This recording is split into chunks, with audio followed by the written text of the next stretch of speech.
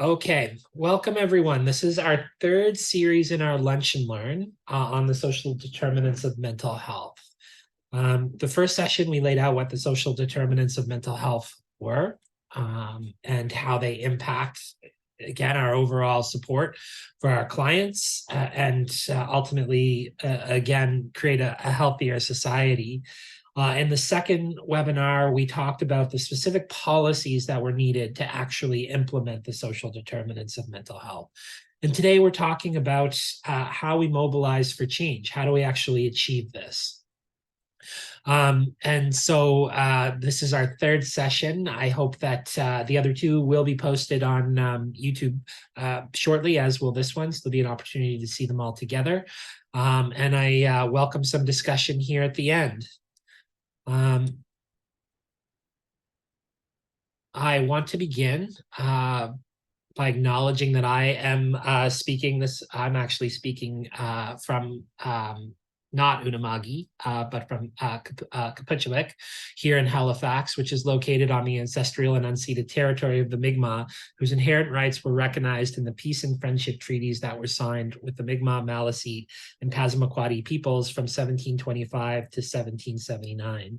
The series of treaties did not surrender Indigenous land, resources, or sovereignty to the British Empire, but instead established rules for an ongoing relationship between nations. The treaties were later affirmed by Canada in Section 35 of the Constitution Act of 1982 and remain active to this day. Let us take this time to pause in reflection and gratitude for the land where we live and work. Translating, again, this acknowledgement into action, the Nova Scotia College of Social Workers commits to translating this acknowledgement into action by seeking to implement the recommendations of the Truth and Reconciliation Commission's call to action, especially those regarding education. We commit to doing what we can to become better treaty partners. We commit to learning and unlearning. Finally, let us take a moment to pause in gratitude for all who have contributed to heroically care and advocate for this beautiful land. May we join them in this sacred work. Let us ground ourselves in the wisdom of the land-based Mi'kmaq teachings and values that we must all begin to learn. Let us work to decolonize ourselves, our practice, and this community that we share by working for justice for all living beings as an expression for our gratitude for being here. Let's take a deep breath and recenter ourselves away from the violent ways colonization fills our world and fills us. Let us take a deep breath and work on letting go of the unconscious bias that is everywhere, inside and out. May our session today lead us to be in the right relationship with the land and with each other. So I want to begin by talking about the process of community development, which is very much embedded in social work practice. In fact, the Social Work Act states that social work is the use of social work degree to apply professional services that include community development founded on principles of social justice that focus on mobilizing individuals to employ their skills to affect community change by community capacity building and community-based participatory research. Community development is a purposeful act of bringing individuals together and structuring our efforts to achieve some alteration or development in the life of a group. People need to be able to act and to exert influence on their own environment in order to achieve well-being as well. Again, having a good democratic process, oversight, and the ability to influence our world is part of that social determinants of health. We live in a world where power is distributed unequally, and that this has ultimately psychological, political, and economic consequences, which we've talked about in previous lunch and learns here. The reality is that in order to implement change, we as social workers need to embrace both our macro and meso practice skills to be able to bring people together, to understand, again, the need for change and to start to mobilize for that. Before we talk more about the skills and the tactics needed for effective community development, I just want to take, again, another step back to look at, again, why community building is so important, not just to social work practice, but to our society as a whole. And we can look back again to the first half of the 19th century. A French philosopher and writer, Alexis de Tocqueville, observed and went to observe what was a shining beacon of democracy at the time, which was the United States of America. What he was able to gather was that Americans were prone to meeting at as many gatherings as possible to discuss all possible issues of state, economics, or what the world could be. The high levels of transparency caused greater participation from people, thus allowed democracy to work better. French writer highlighted also the level of social participation, what he coined social capital in American society, which was directly linked to the equality of condition. Now, of course, many flaws in what a French writer in the 19th century was talking about in terms of power. Ultimately, he meant white male landowners were able to come together and discuss and have a good linked social capital. But ultimately, what Tocqueville gave to us was an understanding of how our sectors of society work together.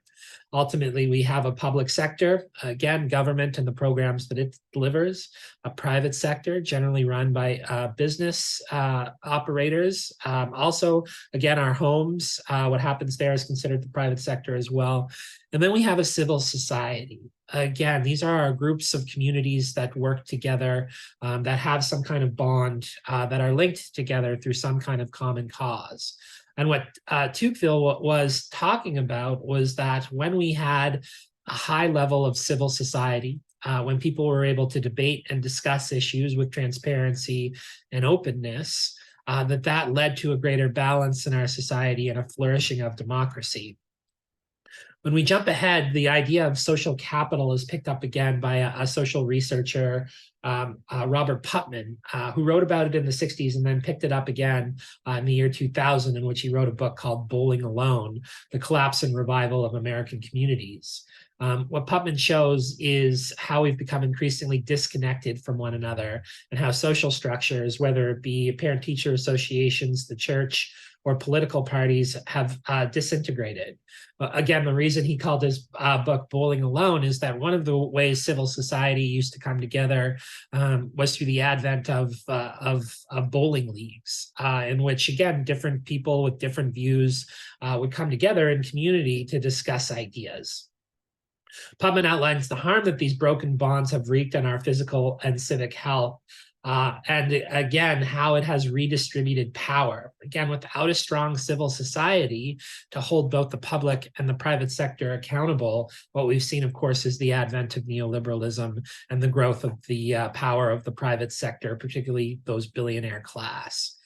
So ultimately, again, having a strong, connected community mobilized impacts our ability to implement policy through greater transparency, through greater accountability, and ultimately by pushing that public discourse towards the goals that we have. So I want to talk again about an approach to community development that we often default to, which is an organizational approach. The organizational approach to community development is premised on the notion that bureaucracies define the limits of our social reality. This is where we get into the bind of, well, this is the way it's always been, or this is what the policy and rules currently are. Organizations are arrangements of power, so this approach to change focuses on rearranging organizations to achieve the desired goals. The challenge with that is that the power dynamics are so uneven that, and I'm not going to suggest that the College of Social Workers is powerless. We certainly hold power, but even when we go and talk to government about policy changes that we would like to see, again, there's only so much that the bureaucracies can have or answer to. The reality is that they have mandates given to them. They have policies given to them. And so us, simply talking to senior level officials doesn't create the change that we're looking for. This approach pits entrenched patterns of corporate power against fragile images of change, often harbored by a minority of individuals, and the match is inherently unfair. We're also constrained by this model. People with a vision for change may devote themselves to persuading power holders to see things their way, which again drains energy away from the vision and often can breed resentment among the visionaries when permission is not granted. An organizational approach, again, often leads to bureaucracies defining our social reality, focus on rearranging organizations to achieve the desired goals, has a power imbalance, and ultimately leads to burnout because it's not necessarily the most effective strategy to be able to create the type of change that we desperately need to create. What many folks have hypothesized, and when we look at our history, particularly our history of social action and social change, what we need to recognize is that community development needs to be part of a movement. Again, movements are political apparatuses that change the vision and the mandate and work ultimately to take control of state power in order to through democratic means, to reorganize, again, those bureaucracies towards the goals that we actually hold. The genius of movements is often paradoxical because they abandon the logic of organizations in order to gather the power necessary to rewrite the logic of those organizations. So I'll give you an example in terms of the social determinants of mental health. As we've discussed and as we've highlighted, right now, again, the organizations in Nova Scotia that deliver both the policy or determine the policy and then deliver the programs for mental health in Nova Scotia, predominantly rooted in both neoliberal and medical model principles. Us trying to go to those organizations that hold that logic and those organizations so deeply is a challenge because we're not going to be able to persuade them, those bureaucracies themselves. So what we need to recognize is that those bureaucracies, those who form those policies and decision makers, that are accountable, again, to our democratic process and how we raise and put ideas forward and how we reshape the logic. And that logic, again, would be to, work towards an understanding of mental health as a biopsychospiritual approach, not a medical model approach. And ultimately, we need to abandon the logic, recognizing that, the bureaucracies are only going to take us so far, and start to organize, again, our communities towards this change. Again, we can think about this in terms of the successful movements of our time, both the civil rights and feminist movements, which grew outside of organizational boundaries, but both returned to change the lay and the law of the land. What we mean by that is that, again, these movements take energy from opposition. When civil rights activists like Martin Luther King, were told that, basically vilified and told they were criminals during that time, that energy fueled a movement towards change, similar to the feminist movement, which again, had the feminist movement been bound to the organizational approach of patriarchy and misogyny and continue to try and push through, again, the organizations that upheld those values, they never would have been successful. Instead, what they went to is worked to mobilize a broader base of support in the people and work to change that reality. Opposition validates the audacious idea that change must come. The civil rights and feminist movements would have died a morning if racist and sexist organizations had been allowed to define the rules of engagement. In both movements, advocates of change found sources of countervailing power outside of organizational structures, and they nurtured that power in ways that eventually gave them leverage on organizations. It is our base of support, our ability to connect, build community, and mobilize that community voice to reframe and reevaluate our organizations that really matters here in terms of our success. So again, to achieve the goals of community development, we must think strategically. Change takes place within social movements. Social movements is made up of different groups, networks, and individuals moving towards similar systemic goals. Social movements are powerful because their impact is greater than the sum of their parts. Smart actions and campaign strategies complement the campaigns other groups are working on and amplify impact. No campaign operates in a vacuum. and work or actions will impact and be impacted by work of many others. But ultimately, again, to be successful, we have to hold a clear vision. We need to know what our strategy and missions are, what our goals are, our strategy and our action plans, to be concise and to be considerate. So I wanted to take some time to go through how we build movements and what that looks like. There are generally, again, 5 stages of movement building. The first does begin with individuals, and we're going to go through each of these in a little bit more detail. Again, where individuals can be divided no more within themselves. We'll talk a little bit about that. Working towards a shared purpose, and then understanding clear roles within the movement. Ultimately going public, and finding the right rewards for sustaining that movement and sustaining that growth. So let me unpack all 5 of these a little bit more. So a lot of this work I draw from Parker Palmer, who is was a civil rights activist, educator, who's gone on to educate a number of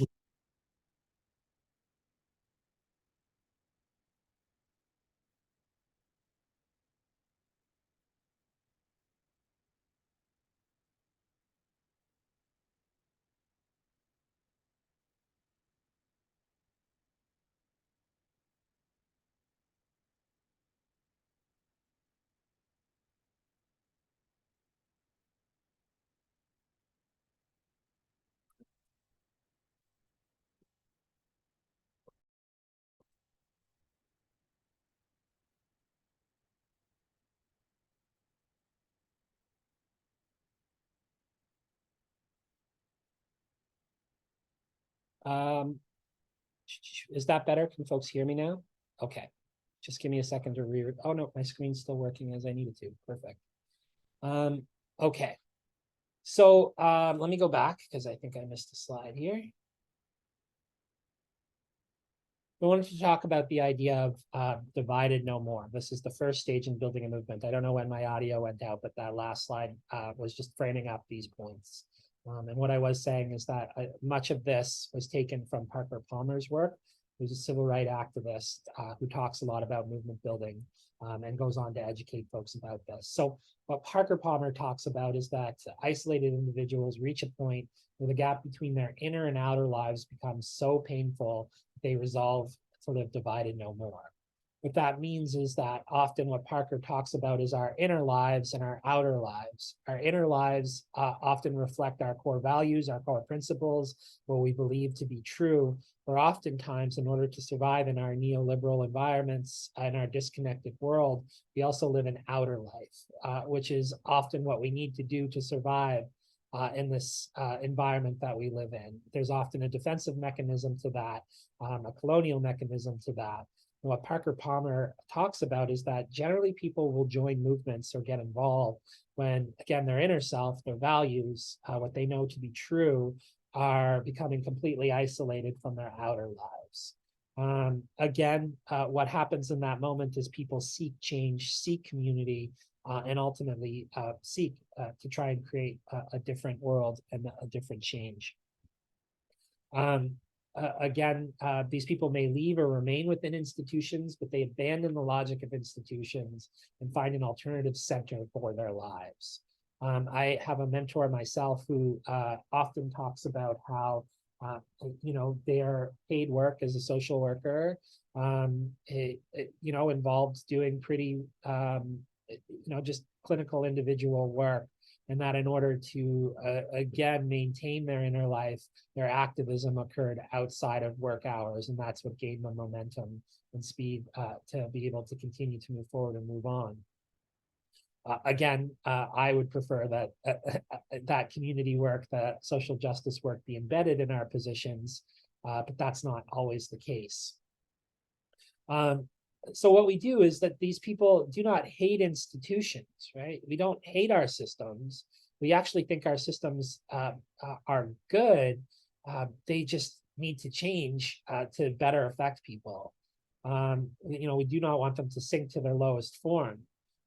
So the logic of punishment is transformed where no punishment can be greater and conspiring in one's own diminishment. What that means, again, is that if our inner selves are not able to flourish, are not able to be connected, that eventually, again, we reach a point where no punishment can be worse than not living our true, authentic selves, and that connecting to broader community is really important to being able to live and find our inner life.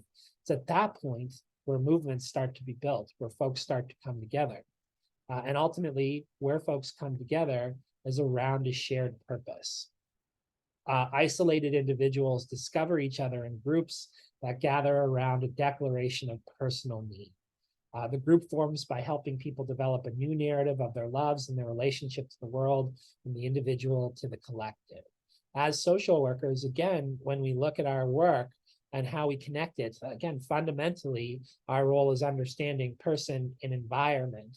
And ultimately, we take a small p political approach in helping folks to understand, again, how the constructs of neoliberalism, of mental health, of the medical model, of, again, patriarchy, of all of these different isms impact, again, our individual health and well-being. And that ultimately, again, we're trying to connect to that broader political movement for change. That when we work together, that when we find our shared purpose, we have in the past, in fact, implemented change, and we can again.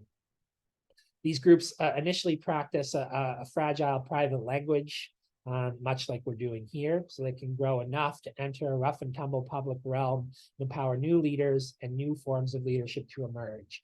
I think this point is really important, because we spend a lot of time trying to influence our current leaders and our elected officials.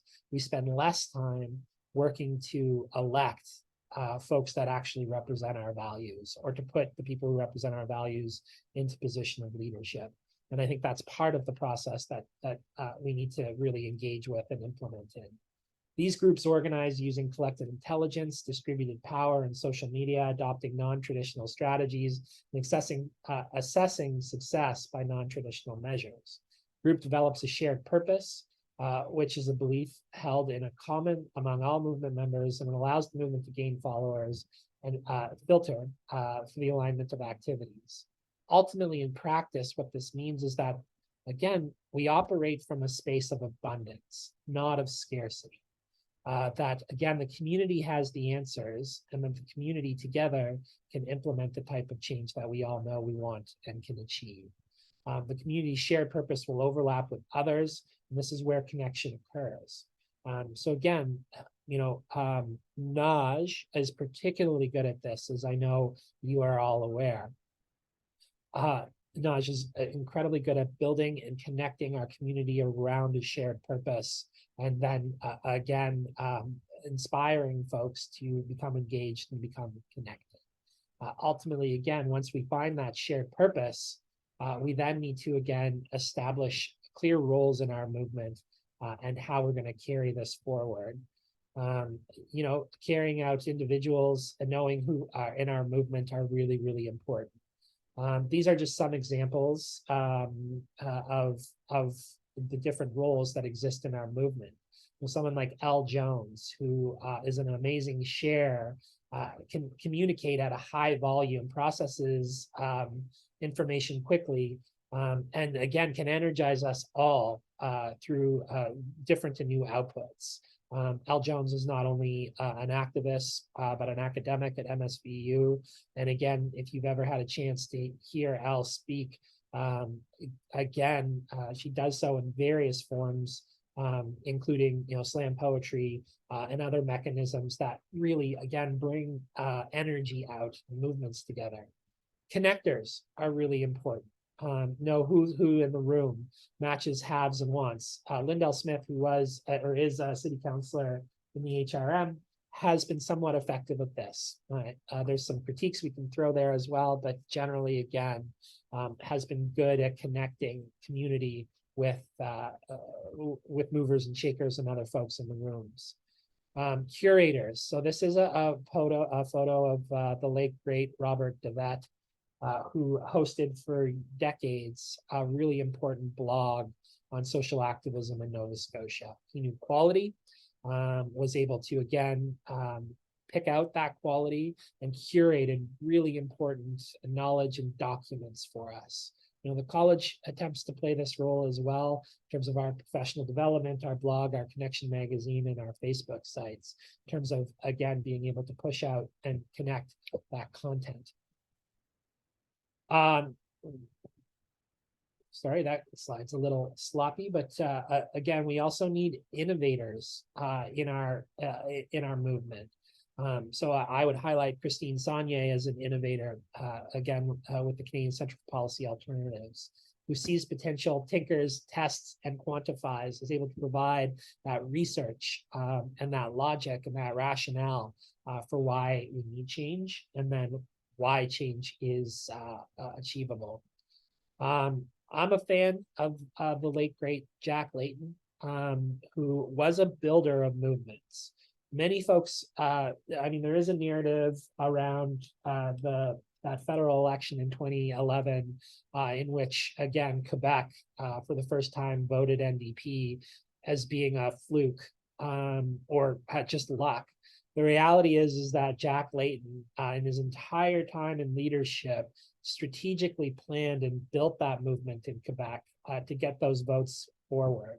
He thought in scenarios, he thought about the policy, he thought about the narrative, and sees opportunities and risks, and had a thorough plan to build that. You can also look at storytellers who are very important to our movement. Folks who, again, are able to visualize the journey and give us a picture of what it could or ought to look like. Senator Wanda Thomas Bernard is quite good at storytelling and painting that picture as to where we need to go. So understanding, again, your role in the movement, where you're going to fit in. These are some roles. Again, when we talk about movements, when we talk about, again, how we build community, there is no small roles and there is no large roles. There's just roles. Not everyone can fill every one of these. And some of us, again, have limited time to give, but that doesn't mean that, again, we are not committed. So even, the people who are able to bring coffee or food to a community development meeting are equally as important as the person who's able to build.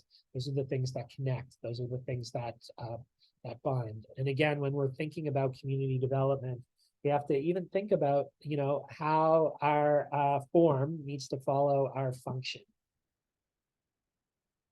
What I mean by that is that, if we are looking to actually engage with a good group of community members who we may not typically have met with, we have to think about things of, is there a way to pay for participation? What kind of childcare we have available? What's the timing of these things? Understanding our roles is really crucial here.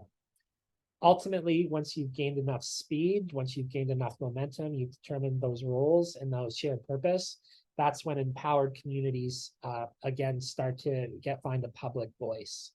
Movement words, images, and symbols become more visible, and we start to convert more people. Critics are also gained. Movement is scrutinized and critiqued in the midst to be clarified and refined.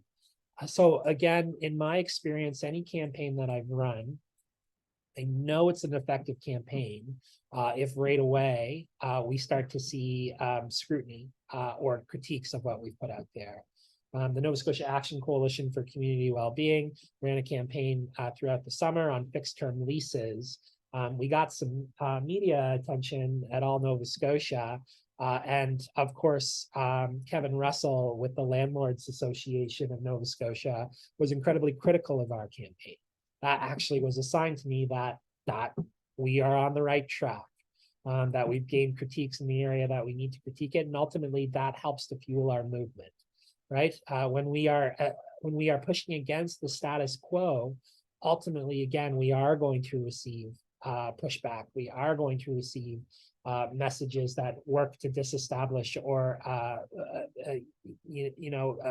remove credibility. It's important that we're able to, again, keep our movement strong and together, and ultimately embrace that criticism or that critique as part of how change occurs and happens.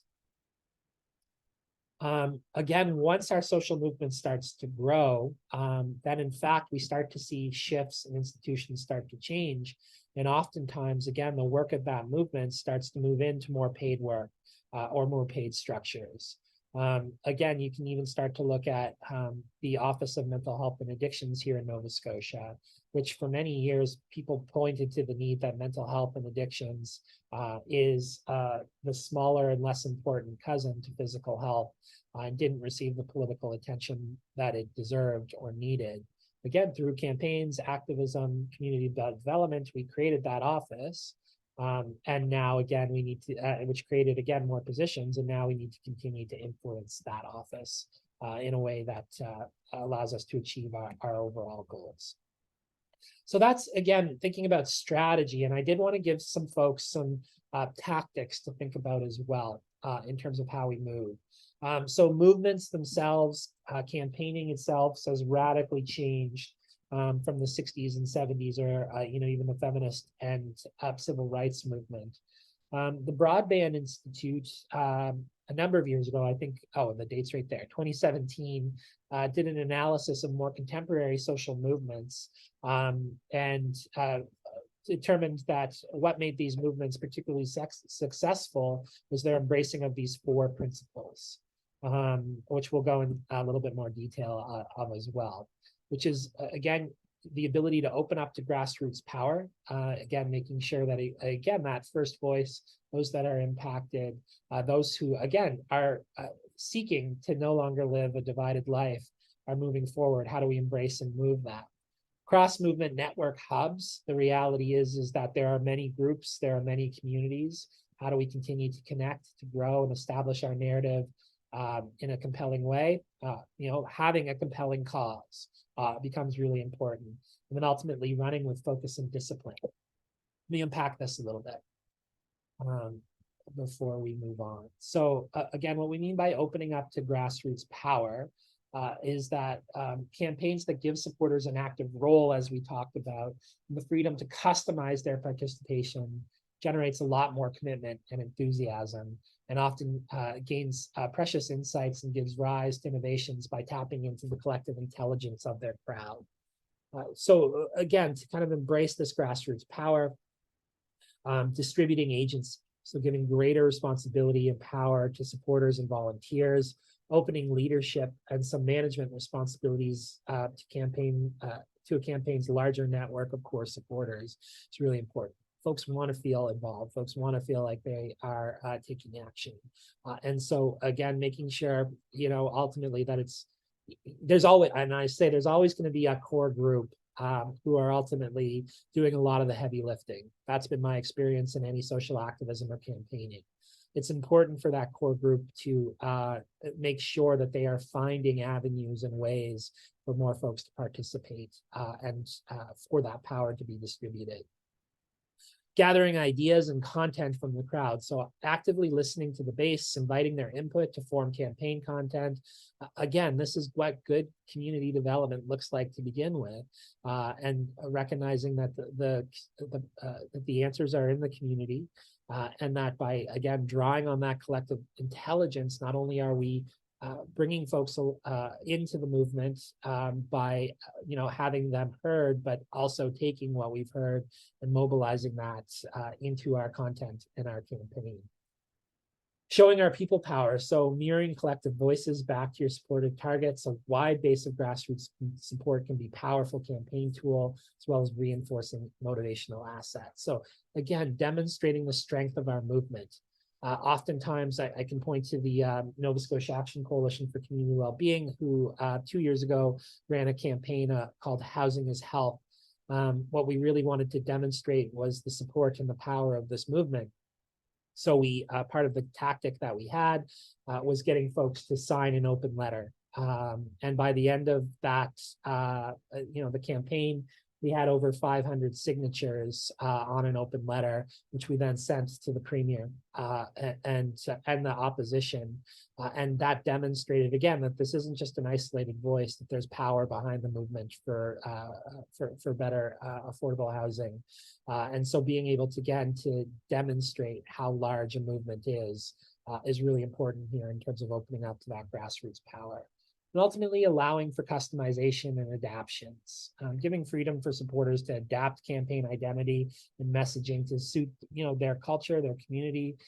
We don't have to be so rigid in our messaging that it has to be said this way. It's that this is our values and our goals. Here's some content that you can adapt to meet your needs and your individual advocacy goals. Cross-movement network hubs. To move the needle on an issue in previous decades, common practice was to create a cause-based organization and build membership and resources through which to be pressure and channeled. We can think of the civil rights movement as an example of this, where again, Martin Luther King and about 6 others were really in control of that movement, and they elicited people around their cause and had a large community, obviously, to be able to build that pressure. We don't, as we know, and as we talked about at the beginning of this presentation, have that same connection to community. We're much more isolated, we're much more siloed. So again, cause-based organizations don't necessarily exist or flourish anymore. What we often see more is, again, hashtags, not brands.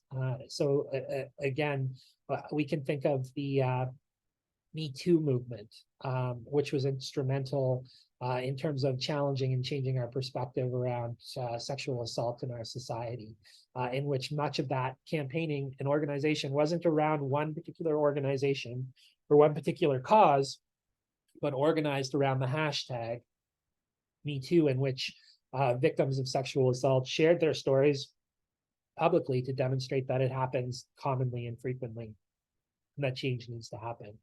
So framing campaigns in an open way so we can be appropriated, by other groups and movements. Ultimately, convene, connect, survey, deliberately working to maintain a strong and vibrant multi-group network that advances your campaign. So again, multiple groups doing lots of different work, finding spaces to connect, making sure the goals are aligned, making sure that, again, we're connected and that, there's good planned action is really working there. And then working across movement boundaries, ultimately working intersectionally to include diverse voices and communities in the movement we're trying to build, recognizing again that the issues impact communities differently. And that we need to encompass and understand how those differences can be caught into our campaign. Framing a compelling cause. So as we talked about, organizational loyalty is fast in the past. Organizations at one point in time would count on their membership to follow by reflex when they sent out a call to action. Again, today's overstimulated potential supporters adopt causes rather than institutions. So what this really means is that we need to focus on action-worthy problems and solutions. So the challenge with engaging people to help solve many of the world's problems is that such problems are increasingly complex and can feel overwhelming. This is where, again, when we talk about the social determinants of health, we do need to break that up into meaningful goals, meaningful policy change, so that the message is clear and concise and folks can, again, understand it. So again, when we're talking about the social determinants of health, the concept of biopsychosocial spiritual approach isn't necessarily a narrative that's going to resonate broadly. However, I believe that the narrative of affordable, safe housing is something that, again, is much more palatable. So being able, again, to gather around specific policy changes or specific actions becomes really important to how we do this. Create oppositional framing, so clearly define who the heroes and villains are in your campaign. One of the fastest and surest ways to mobilize supporters is to join a frame issue, the threat of a common enemy. Now, again, this isn't my language, this is language from the Broadband Institute. I know social workers often take a relational approach, which is really important, and I don't want to diminish that. But again, this is where movements differ from an organizational approach, as we've talked about, where there is an oppositional adversarial approach. That is how social changes most often happen. The reality is that we are pushing and competing against the status quo. So being able to frame, again, what we're trying to change, and again, we try to frame it at the college in terms of a policy that's a problem, not people. The policy itself becomes perhaps the common enemy, or what we're trying to change. So for instance, when we look at the social determinants of mental health, the common enemy is the policy around income assistance that, again, lowest in the country, well below the poverty line. That is the common cause, not necessarily the people who are using them. Yeah, I'm going to come back to some of those questions. Again, when we look at, again, how we mobilize action, it is about being able to frame what we are trying to change in a compelling way. Again, the language of enemies, villains, again, comes from the Broadband Institute. I think it's important, again, that oppositional framing, that we understand what is, again, what is contrast to what we're looking to look at is more important. That again, ultimately it is, this is what we currently have in policy. This is where we could go. This is what the policy could look like. So we don't think about it in terms of people, but in terms of policy, and the contrast between policy, I think, is really important. Employ cultural storytelling. Plug into the deep social currents that will truly motivate your supporter base. Stories that connect with deep emotional currents and cultural archetypes, shared by a wide variety of supporters to ensure a good energy base. And ultimately have multiple channels to tell your story in multimedia at once, and use synergy between channels. And finally, again, the last approach here is to run with focus and discipline. It's important to note that advocacy campaigns are often trying to exert pressure on much better resourced institutions than we are, often a factor of 10 and sometimes 100 to 1. Activists must marshal their staff budgets and content wisely. This means is being agile, test often, fail fast. Again, test an idea, see where we land. Looking forward there. Design and deployment. Focus your energy on key moments, organize versus mobilize, recognize your movements of truth, and build your campaign capital in the meantime. Ultimately, again, this is the long game, right? We're not going to achieve change in a short period of time. To see it in terms of a journey and steps. And ultimately, again, plan those steps and find our timing to be true. Oftentimes, again, getting a media story out there needs to connect with what's happening in the public or political discourse. So being able to stay attuned to something that's been said politically, or something that is being pushed by different groups, and be able to capitalize on that. So again, I know we only had an hour, and we've got about 15 minutes left in this hour. These are some thoughts, again, on how we mobilize and move. I do want to take some time, because Heather Young did challenge me, and I think it's an important challenge, particularly using Bell Hook's line of "the master's tool will never dismantle the master's house," which again is a really important narrative. And I believe what Heather's referring to, again, is that we often see this polarization of good versus bad, or particularly in the political arena, where we see, again, folks go after one another, quite viciously and intensely at times. And I take that point. I think that that's an important point, is that that oppositional kind of structuring of issues has divided us in a lot of ways. And has certainly pushed us in a different way. No, I get it, that you like uniting. And that is what this is about. The reality, though, is that we have to recognize that we are not going to unite 100% of the people. Again, we have different worldviews, different perspectives. What we need to be conscious of is coming back to our movement building, is where do we find our shared purpose, and how do we grow a community of support that's big enough and large enough to be able to implement the policies that we need. Again, there are many strategies, and I appreciate what Aaron's putting forward, is that there's not one that's going to resolve this. I very much frame this as this is what community development and change from outside of systems look like. There is a whole school of thought on how we create change from inside bureaucracies, which is an important strategy as well. Ultimately, again, I believe that it is that push from the inside and that pull from the outside of systems that leads to that broader change. But ultimately, again, from that outside perspective, being able to mobilize that base of power is essential to be able to push and to allow folks to push from the inside. I am going to end there. I'm happy, again, if there are questions, comments in the chat, I'm happy to discuss those. And we've got some time to do that. Or at least 10 minutes to do that. So I'll wait a few minutes and see if there's any comments. Thanks, Heather. And thanks for, again, naming that, because it's important that we unpack those differences.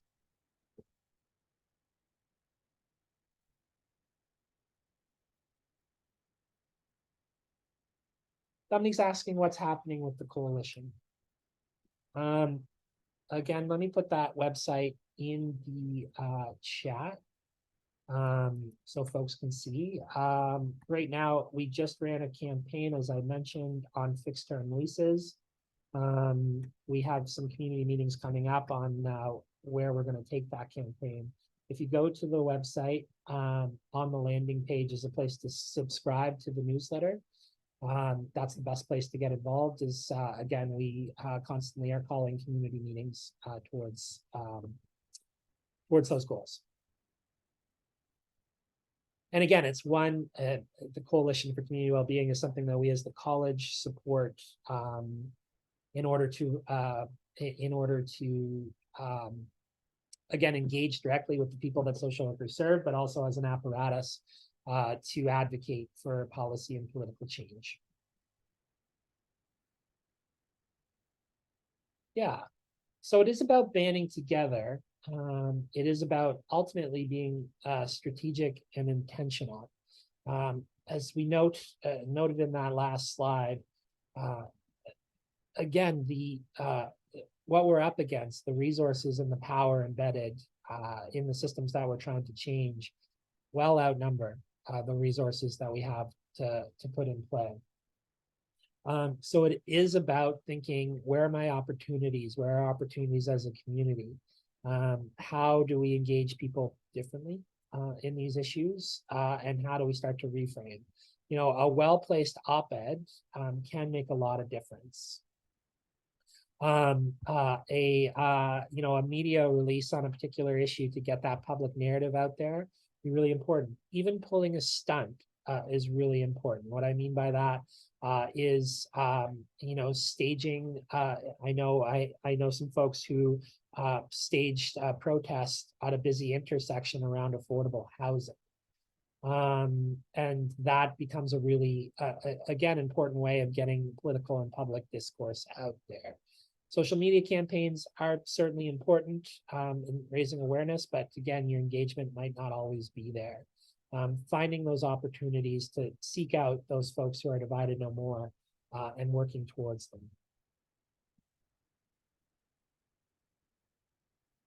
Yeah, so again, the Coalition for Community Wellbeing is framed around that idea.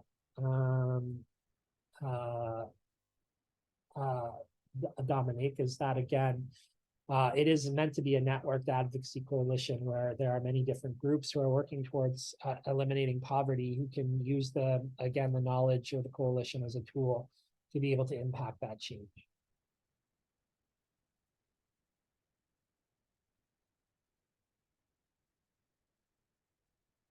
All right, we have about 8 more minutes before we need to sign off. So I'm happy if there's any other questions or conversation to use that time.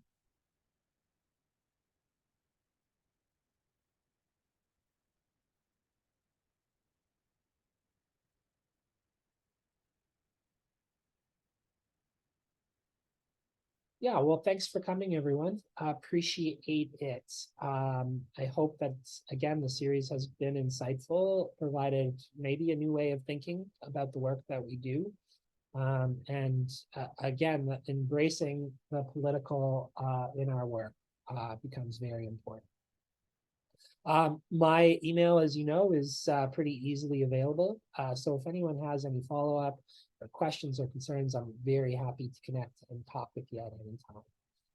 Let's leave it at that, and very much appreciate folks coming out and engaging today. Thank you to you all.